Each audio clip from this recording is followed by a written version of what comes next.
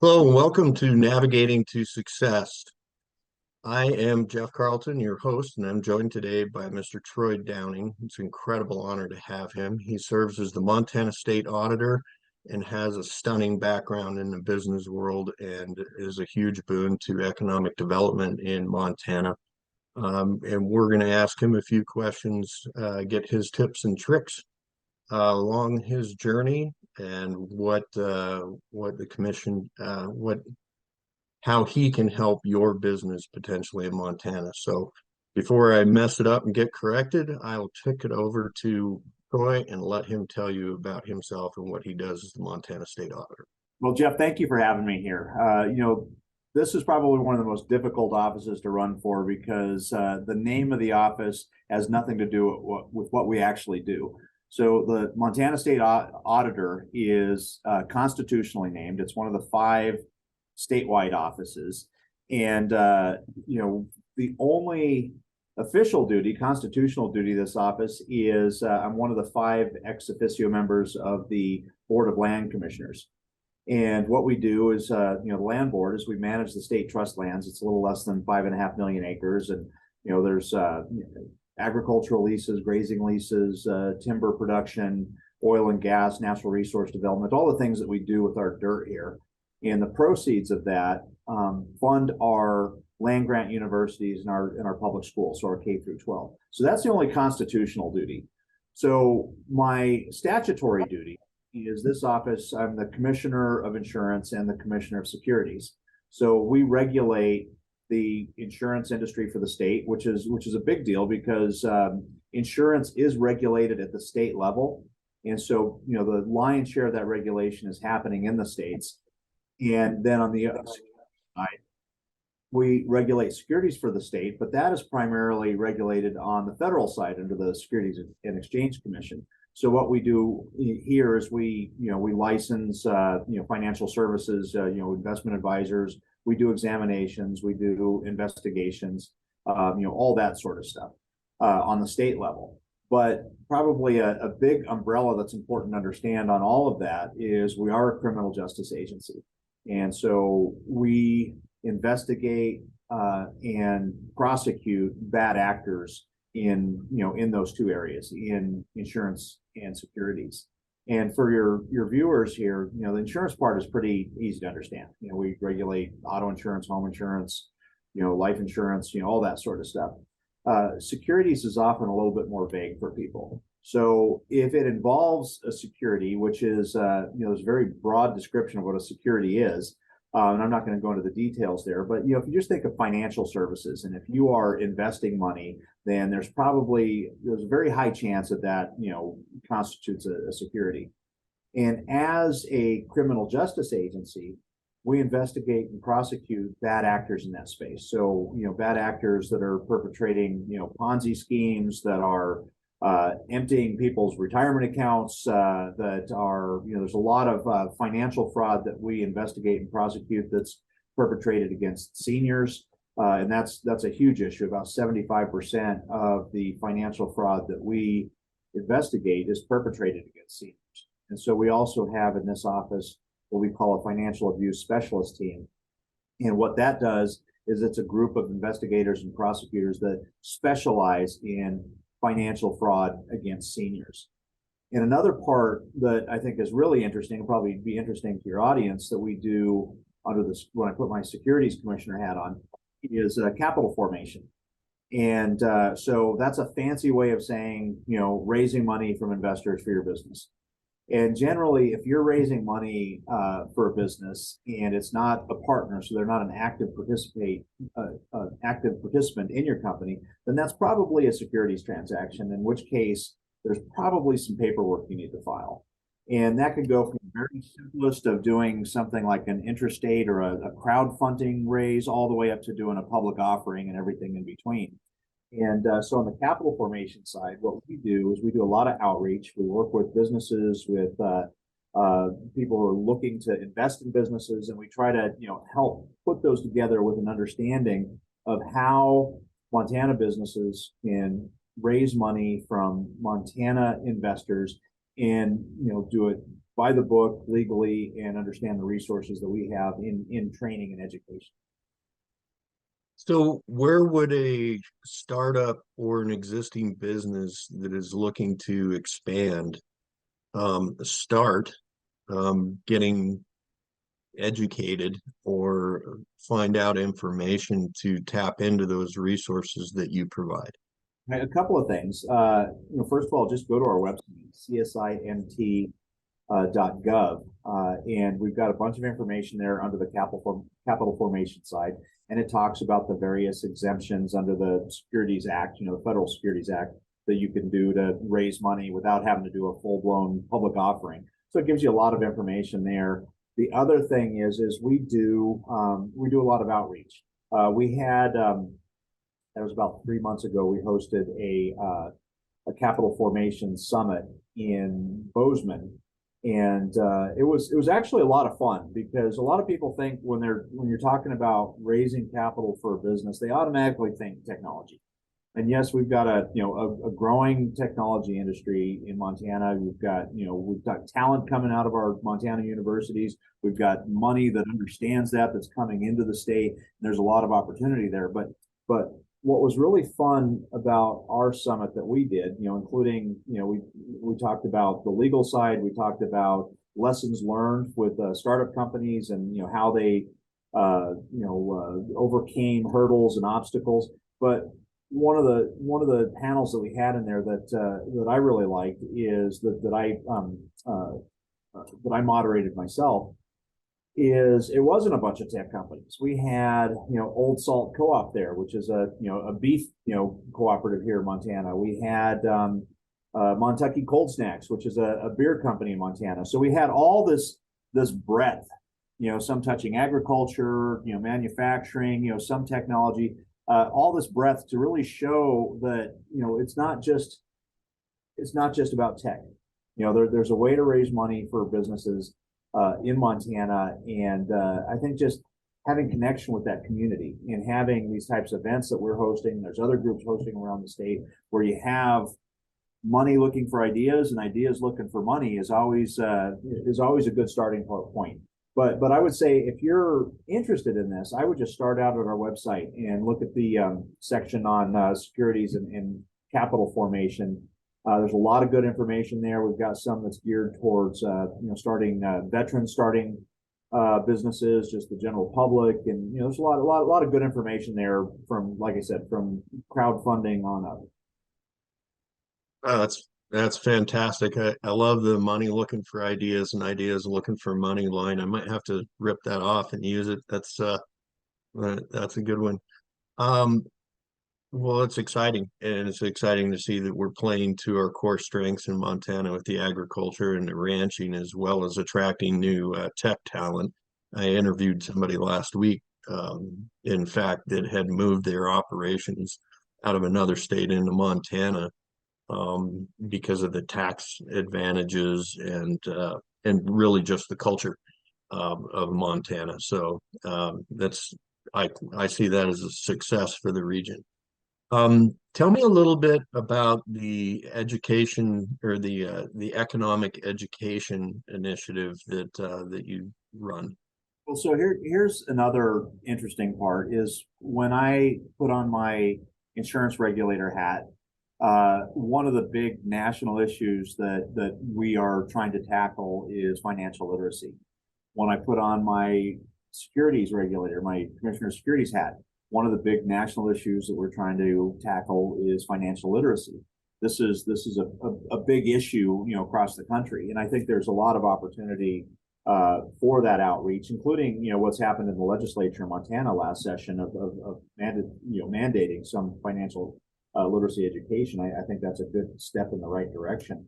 And I'm just going to add one other thing is under the National Association of Insurance Commissioners last year, I chaired the American Indian and Alaska Native Liaison Committee, and talking about the issues that we have in a lot of our tribal and Native communities. So put all that together, there's a huge desire and a huge need for financial education.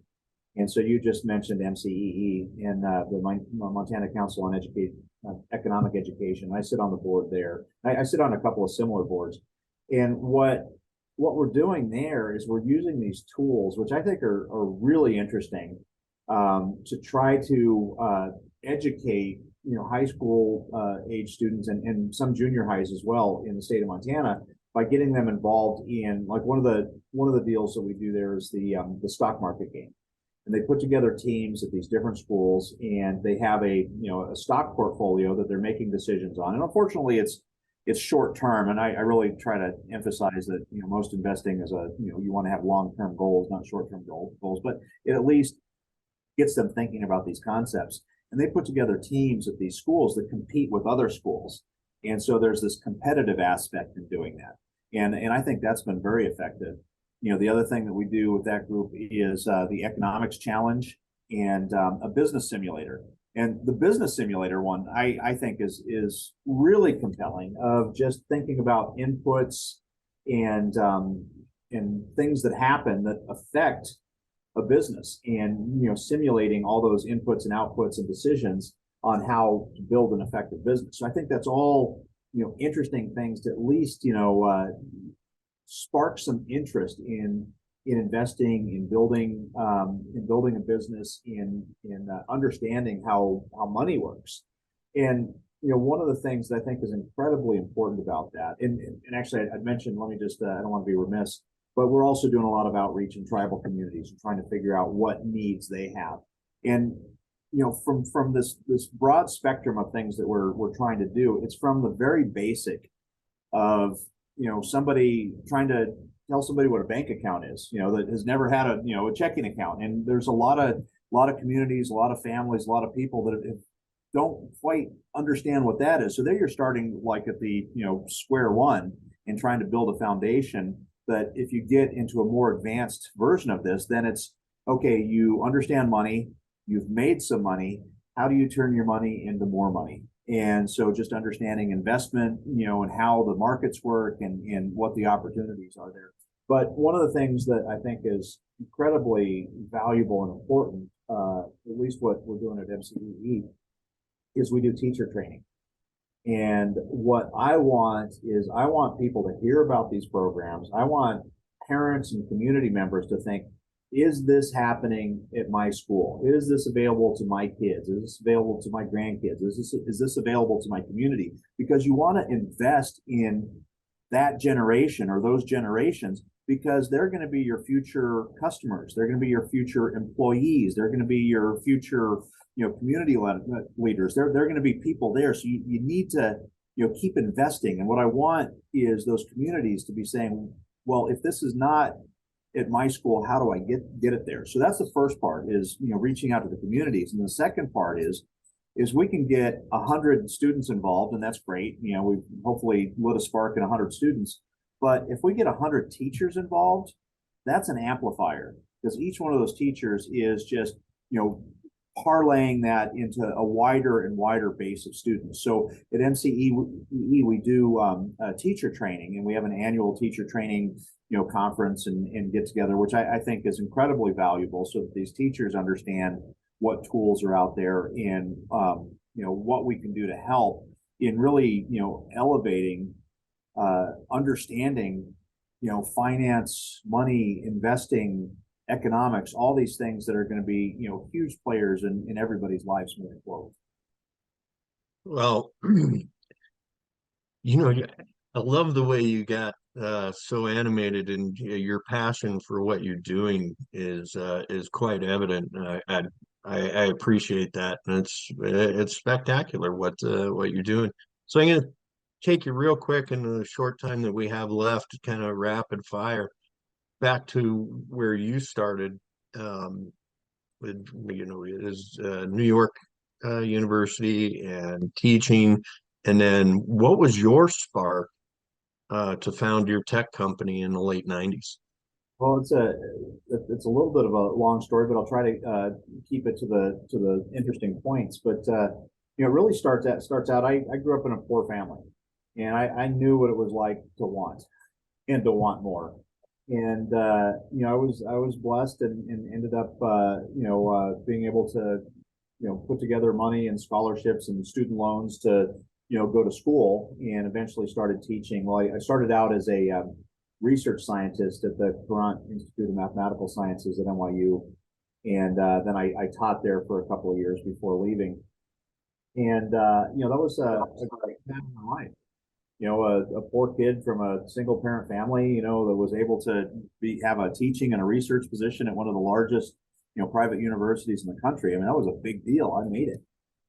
And then, I had this idea of doing something bigger. I was going to do a startup company, and I did a startup company that did exactly what I needed. At that point, I had a research position, I had a teaching position. I'm traveling around to conferences, I'm giving talks, I was writing books. So I was writing research papers. There's all this stuff was going on, and I just needed to organize my life.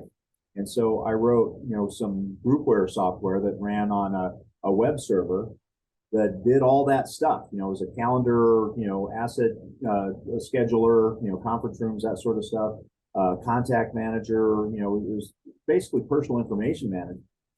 And I saw that was bigger than me and could be a company. And so I left NYU. And of course, my mom didn't understand because I was doing a startup company. What's a startup?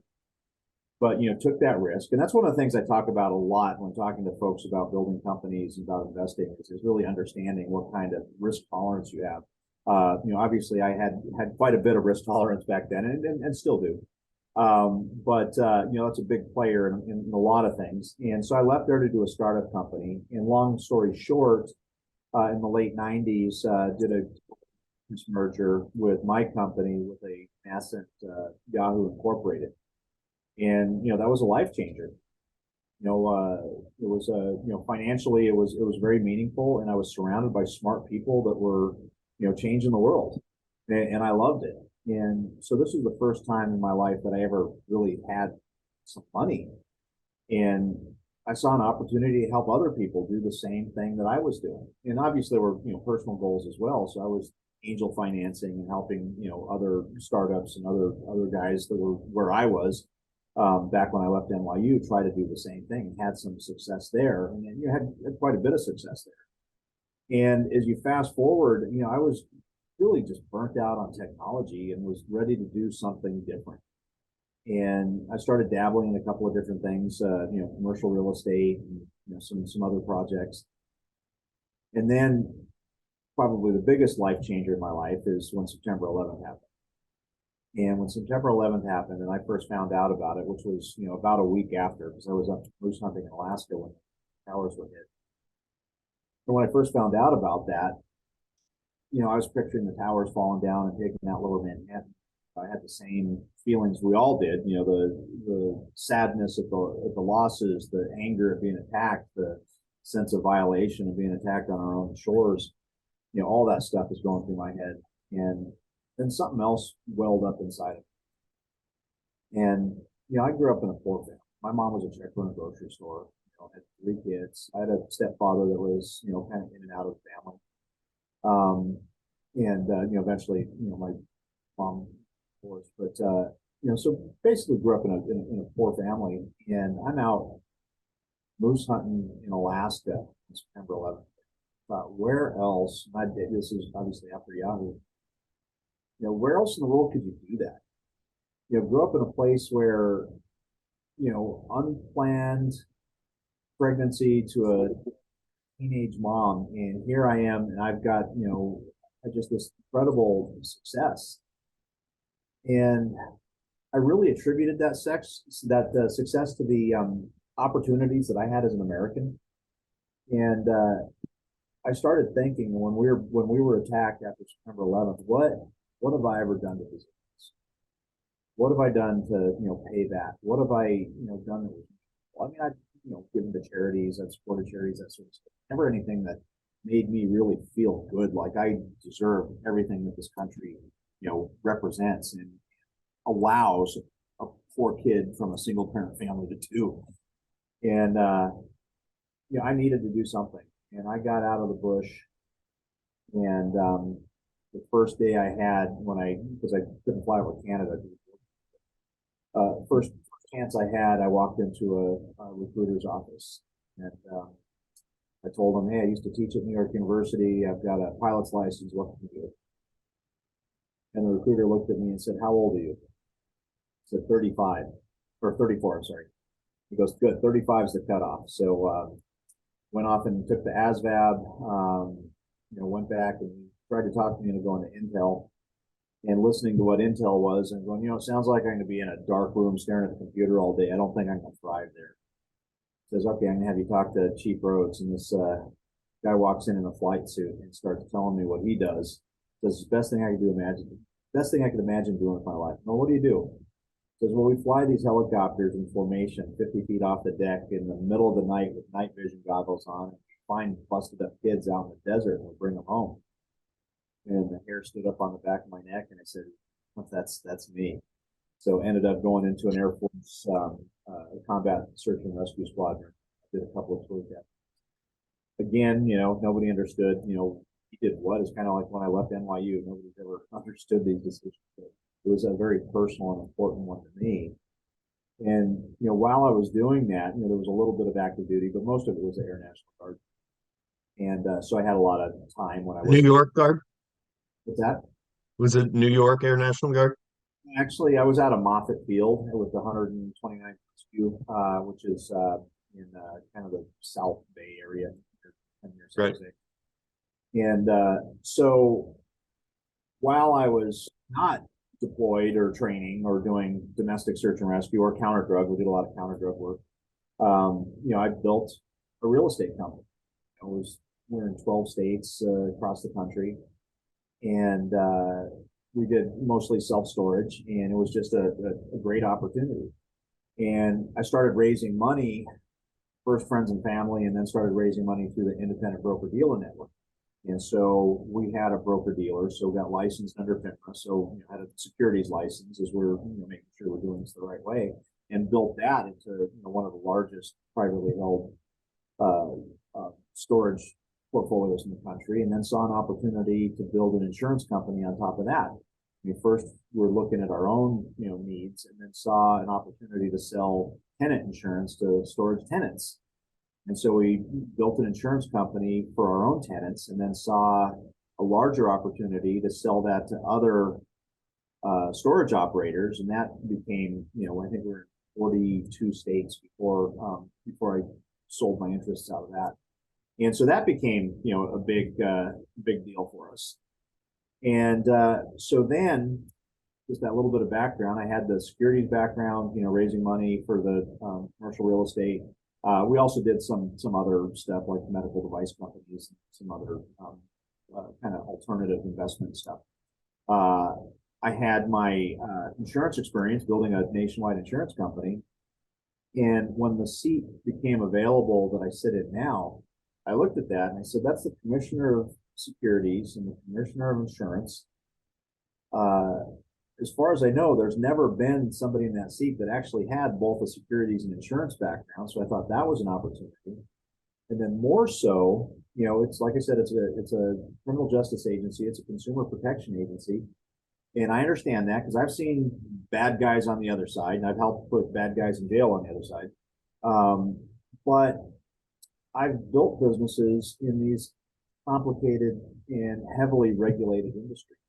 And I thought to have somebody in this office that understands the hurdles and headaches of running a business in a heavily, regulated industry, thought what an opportunity. So we do the consumer protection side. We make sure that the consumer is absolutely 100%, taken care of, and then partner with industry to find a way that industry can thrive in the state of Montana.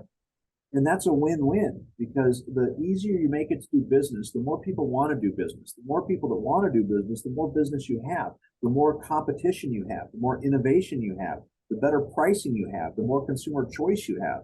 So all of that just comes to really create an incredible amount of value for the people living in Montana and the people doing business in Montana.